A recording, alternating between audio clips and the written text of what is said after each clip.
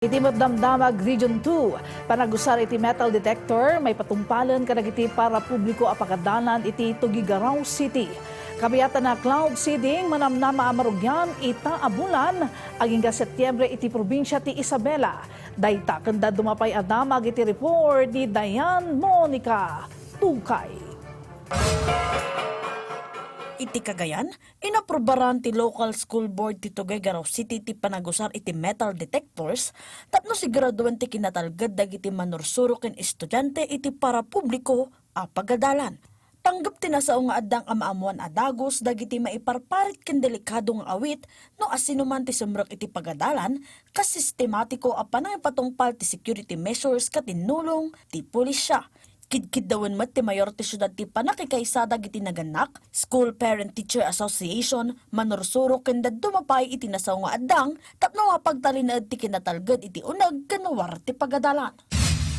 Iti probinsya ti Isabela, rogyanan ti Department of Agriculture Cagayan Valley, ti cloud seeding operations iti Magat o watershed ita abulan, tapno makatulong ang makaipon iti danom iti Magat Reservoir, para iti umdas a supply ti danom para kadagiti mannalon. Sumbat dayto iti kiddaw ti National Irrigation Administration Magat River Integrated Irrigation System, gapo iti kinaawan ti tudo. Nailatanganan ti 2.56 million pesos ti DA para iti nasaong nga operasyon. Ngagpaot ita abulan aging ga Setyembre ita atawan. 28% ti operational area ti Nia Maris iti naapektaran. Katupag ti 17,157 nga ektarya at talon, ti 13,340 ang manalon manipod iti 87 nga asosasyon ti irigasyon.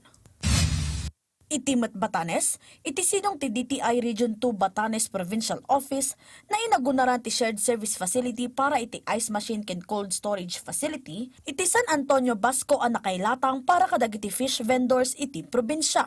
Nagpinirma iti use of rock agreement ti ahensya, gobernador ti probinsya, ken dagiti mangidadaulo kadagiti masaknan para iti 3.6 million pesos nga SSF project, ang maadaan iti hybrid walk-in freezer, heavy duty ice block, machine seafood blaster, ken dumapay. Babaan iti pasilidad, mapatibkar ti post-harvest capacity ti Ivana Federation of Fishermen Association.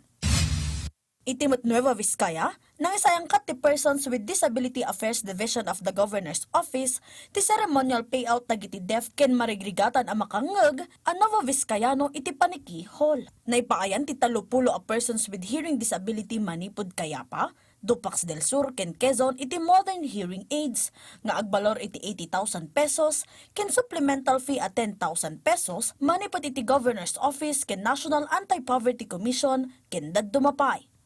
Dianne Monica Tucay para iti Pagilian.